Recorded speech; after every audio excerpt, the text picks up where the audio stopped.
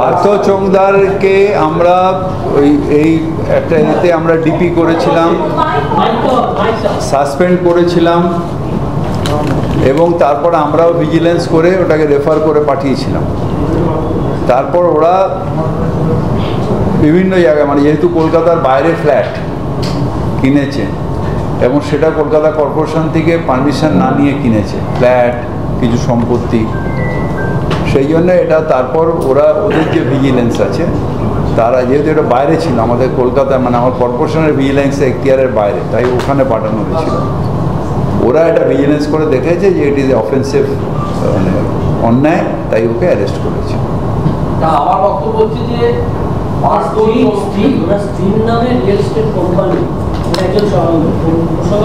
আমরা তো ওটা পেয়েছিলাম যে কিছু দেখুন, আমি তো বা আমাদের ভিজিলেন্স সেল 100% তো কোথায় কি আছে এই এখতিয়ার আমাদের নেই, কিন্তু এখান দিয়ে ইনফরমেশন কালেক্ট করে যে ওদের নট মানে আমাদের রুলস অনুযায়ী নয়, কিছু ডালমে কালা হয়, সেই জন্য ওর এগেনস্টে ডিপিও হয়েছিল, সাসপেন্ডও ছিল। তারপরে আমরা ওখানে পাঠিয়েছিলাম, ওরা এটাকে করে দেখেছে যে হ্যাঁ ঠিক আছে, ওরা অ্যারেস্ট করেছে। এই ধরনের পার্থ চোংদারের মতো ব্যক্তি আরো থাকতে পারে কলকাতা পুরসভার নজরদারির জন্য, কি আগামী দিনে কিছু এখন নজরদারির জন্যই তো ভিজিলেন্স আছে, নজরদারির জন্যই তো ভিজিলেন্স আছে, ভিজিলেন্সই তো খুঁজে বার করেছে, কিন্তু আমরা সেটা ভিজিলেন্স খুঁজে বার করেছি যে ওখানে কিছু 2 নম্বরে আছে, কিন্তু ভিজিলেন্সের এখতিয়ারের বাইরে বলে তাদের কেসটা রেফার করা হচ্ছে। ডিপি হয়েছিল 21 সাল থেকে হয়েছিল। একটা বিষয় আছে, আধিকারিক চাকরি পাওয়ার পর থেকে বছরের পর বছর তিনি নির্দিষ্ট একটি ডিপার্টমেন্টে তিনি কাজ করেছেন, এটা তো প্রভাব ছাড়া সম্ভব না, এটা কোনো প্রভাব না। আপনারা এই প্রভাবশালীটাকে ছেড়ে দিন। অনেকে আছেন যারা আমাদের ডিপার্টমেন্ট চালান, তারা চান যে ছেলেটা কাজ করেছে সেই ছেলেটা কন্টিনিউ করুক, তার কারণ অনেকটা কাজ শিখে যায়, তখন তার যে সিনিয়র থাকে সে তাকে নিয়ে কমফর্ট বোধ করে, কারণ কাজটা করে। যেরকম ধরুন কনজারভেন্সিতে উনি সবসময় চান যে আমার কনজারভেন্সি যারা কাজ শিখে গেছে আবার আরেকটা লোককে শেখাতে গেলে তাদের কি করে ওই সুইপারদের গালাগালি করতে হয়, কীভাবে সুইপারদের খাটাতে হয়, কীভাবে করতে হয়, একদম জিরোর থেকে আবার তাকে ট্রেনিং দিতে হবে। সেরকমই সব যারা ডিপার্টমেন্ট চালান ইনক্লুডিং বড়ো, তারাও চায় যে তাদের একটা থাকুক। কিন্তু আমি আসার পরে একটা পলিসি করেছি যে 3 বছর অন্তর অন্তর ট্রান্সফার। তার আগে এই পলিসিটা ছিল না। এই পলিসিটা করার পরে কিছুটা পলিসি করতে পেরেছি, কিছুটা আবার পুরনো লোককে আবার ফেরত দিতে হয়েছে, কারণ নাহলে বলছে যে ডিপার্টমেন্ট বন্ধ হয়ে যাবে। যদি কেউ আমাকে বলে যে জল সাপ্লাই বন্ধ হয়ে যাবে, তাহলে তো আমাকেই ছেড়ে পালিয়ে যেতে হবে, কারণ জল সাপ্লাই বন্ধ যদি শহরের হয়ে যাবে। কিংবা এমনি 6 ঘন্টায় জল নামার পরে যদি বলে যে এই জলের জন্য এটা এই ইঞ্জিনিয়ারটা হয়ে যাবে, তাহলে তো আমাদের পক্ষে ওইখানে আমার একটা টেনশান থাকে। তো সেটা অনেক সময় করতে হয়, একদম যে নিয়ম অনুযায়ী আমি করেছি এবং 100% সাকসেসফুল তাও নয়, কিন্তু করেছি এটা।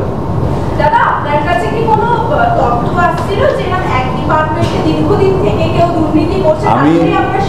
আমি কলকাতার মেয়র, আমার হাতে কয়েক হাজার ইঞ্জিনিয়ার আছে, আমার কাছে কোনো তথ্য আসে না।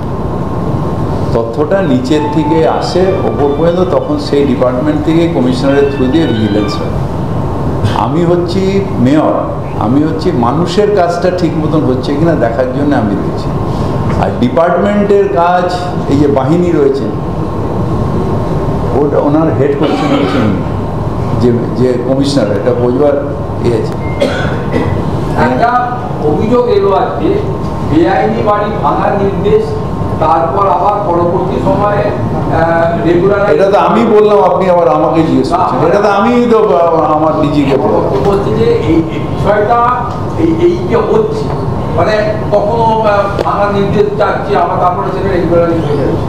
ভাঙার নির্দেশের পরে কোর্ট অর্ডার হয়েছে, তারপর কোর্ট অর্ডার হয়েছে। যদি ধরুন নিচে একটা কেউ কনভার্ট করে একটা দোকান করেছে, একটা গ্যারেজ স্পেসের দোকান করেছে, অনেকেই করেছে, যদি প্রথমেই না দিত 401 তাহলে কোনো ব্যাপার ছিল না, একটা দোকান হতে পারে, খুব নর্মাল জিনিস। কিন্তু তুমিই 401 দিলে, আবার তুমিই আবার তাকে রেগুলাইজ করলে, এটা হয় না। কোর্ট করলে আমার কিছু বলার ছিল না, সেটাই ওনাকে বললাম।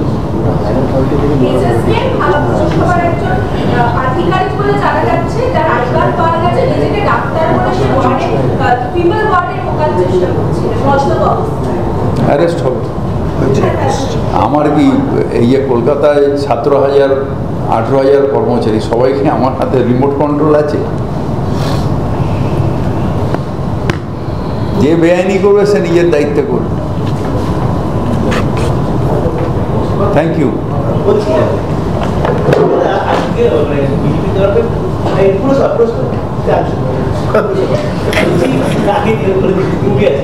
সেটা হচ্ছে কলকাতা পুরসভার যে খালগুলো রয়েছে সেগুলো নিয়ে আজকে একটা বিতর্ক অভিযোগ করা হয়েছে যে খালগুলোকে সারা বছর ফেলে রাখা হয়, অতিরিক্ত খরচা করা হয়, কিন্তু খালগুলো কোনো ডেভেলপ করা হয় না।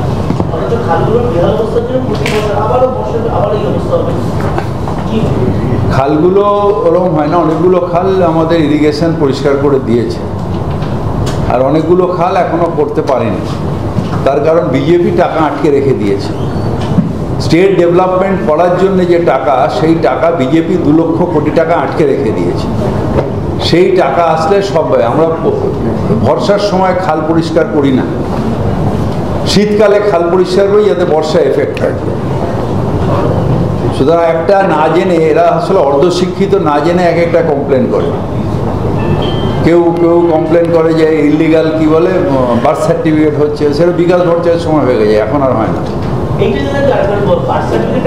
কালকে বলে দিয়েছি তো, তারপর ডেপুটি মেয়রও বলেছে। চোরও কো আতি হ্যায় নজর সারে জাহাঁ চোর।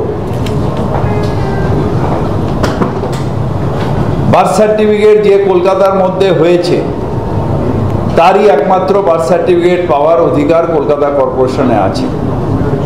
কলকাতা কর্পোরেশনের রেকর্ড যেগুলো অ্যাভেলেবেল আছে, সেই অনুযায়ী বার্থ সার্টিফিকেট ডুপ্লিকেট না, মানে আবার বার্থ সার্টিফিকেট দেওয়া হয় অন অ্যাপ্লিকেশন,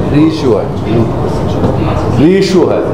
সুতরাং এখানে কোনো রকম ধাঁধলি হয় না, কারণ পুরোটাই অনলাইনে, যে কেউ দেখতে পারে।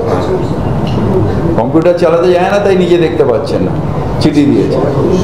কম্পিউটার যাদের নিজেই তো দেখতে পান তথ্যটা।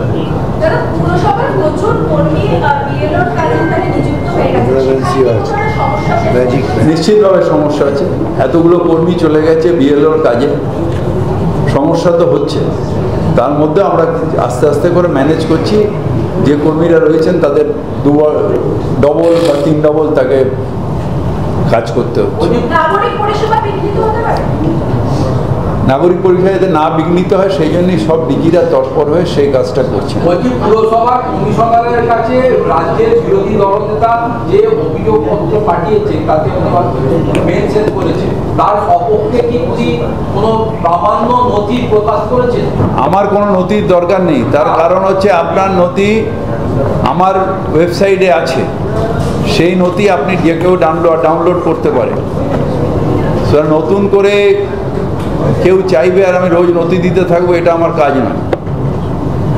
ওয়েবসাইটে সব রয়েছে আমাদের, সেখান দিয়ে নথি নিয়ে নেবেন। কত লোক আমাদের এখানে জন্মেছে, কত লোকের রয়েছে, কত সার্টিফিকেট ইস্যু হয়েছে, সব নথি এখানে এখন পুরোটাই অনলাইনে হয়ে গেছে। কমিশন সাহেব কি আর ওই উত্তর দেবে? আপনি চান আপনাকে উত্তর দিচ্ছি, এই তো আপনি চাইছেন উত্তর দিচ্ছি। আরো ভালো ভালো খবর দেখতে সাবস্ক্রাইব করুন বাংলা হান্টের ইউটিউব চ্যানেল। বাংলা হান্টের আরো খবর দেখতে নজর রাখুন। বাংলা খবর মানেই বাংলা হান্ট।